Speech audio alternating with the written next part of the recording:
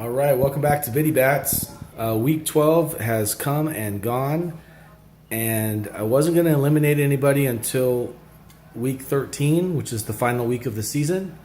But unfortunately, two teams got cut.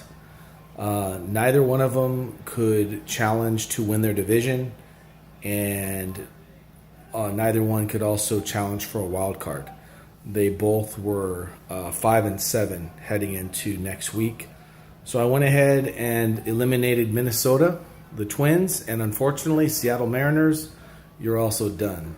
So this is how it played out.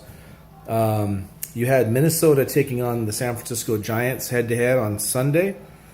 The Giants actually won that game. And then you had, on Saturday, Detroit facing Boston. That was also a head-to-head game. Boston won that game 11-3. So they, instead of Detroit, will play the Yankees for first place for the East division. So then you had fantasy games between Seattle and Atlanta. Like I said, Seattle lost that game to Atlanta. That was on Sunday. Seattle lost to Toronto 4-0, and Atlanta lost 2-1. So Atlanta only lost by 1 point. Seattle lost by 4. Tiebreaker goes to Atlanta.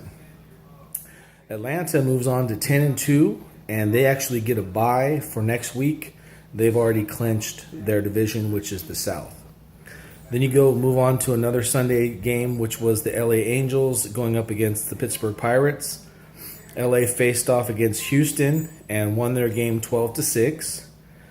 Pittsburgh won their game 3-1. So LA won by 6 points. Pittsburgh won by 2 points over their opponent.